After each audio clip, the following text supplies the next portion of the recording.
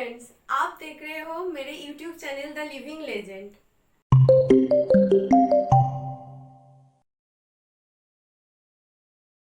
दारा शिकोह मुमताज महल और सम्राट शाहजहां का ज्येष्ठ पुत्र तथा औरंगजेब का बड़ा भाई। दारा को 1633 में युवराज बनाया गया और उसे उच्च मनसब प्रदान किया गया। 1645 में इलाहाबाद, 1647 में लाहौर और 1649 में वो गुजरात का शासक बना। 1653 में कांदाहार में हुए पराजय से इसकी प्रतिष्ठा को धक्का पहुंचा। फिर भी शाहजहां इसे अपने उत्तराधिकारी के रूप में देखता था, जो दारा के अन्य भाइयों को स्वीकार नहीं था। शाहजहां के बीमार पड़ने पर औरंगजेब और मुराद ने दारा के काफिर धर्मद्रोही होने का नारा लगाया। युद्ध हुआ। दारा 2 बार पहले आगरे के निकट सामूगढ़ में जून 1658, फिर अजमेर के निकट देवराई में मार्च 1659 पराजित हुआ। अंत में 10 सितंबर 1659 को दिल्ली में औरंगजेब ने उसकी हत्या करवा दी। दारा का बड़ा पुत्र औरंगजेब की क्रूरता का भाजन बना और छोटा पुत्र ग्वालियर में कैद कर दिया गया। उपलब्ध है जिनमें दारा को हिंदू सन्यासियों और मुसलमान संत के संपर्क में दिखाया गया है। वो प्रतिभाशाली लेखक भी था। सफीनात अल औलिया और सफीनात अल औलिया उसके सूफी संतों के जीवन चरित्रों पर लिखी हुई पुस्तकें हैं। रिसाला-ए-हक़नुमा 1646 और तारीक़ात-ए-हक़ीक़त में सूफीवाद का दार्शनिक विवेचन है।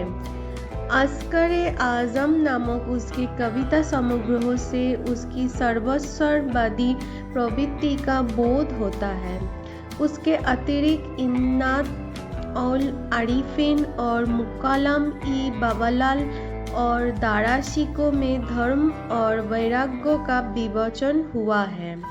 मजमा उल बहरैन में वेदांत और सूफीवाद के शास्त्रीय शब्दों का तुलनात्मक अध्ययन प्रस्तुत है।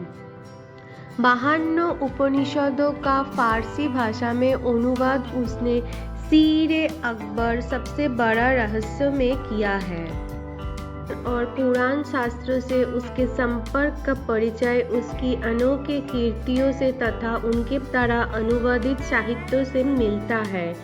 उसके विचार और लेखन कार्य ईश्वर का सिख पक्ष, दृश्यों में आत्मा का अवतरण, अद्वैत और निर्माण तथा संहार का चक्र जैसे सिद्धांतों के निकट परिलक्षित होते हैं कि वेदांत और इस्लाम में सत्यान्वेषण के संबंध में साधिक के अतिरिक्त और कोई अंतर नहीं है।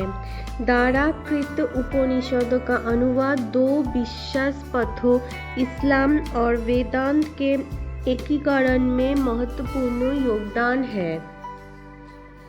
द्वितीयवर्ष दारा में नास्तिकवाद की ओर रुचि हुई। ये निश्चित रूप से नहीं कहा जा सकता। बाल्यकाल से ही उसमें अध्यात्म के प्रति लगाव था।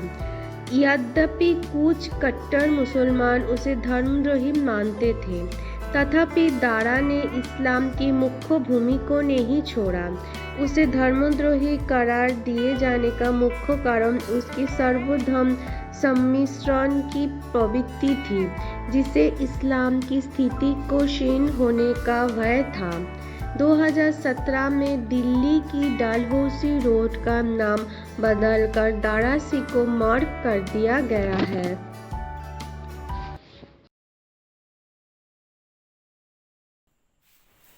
तो आज के लिए इतना ही। मैं फिर से आऊंगी आपके पास एक सुंदर कहानी के साथ। Thank you. प्लीज फ्रेंड्स, मेरे वीडियो को देखिए, लाइक कीजिए और सब्सक्राइब कीजिए और कमेंट पे बताइए आप कौन सी लेजेंड के बारे में सुनना चाहते हैं।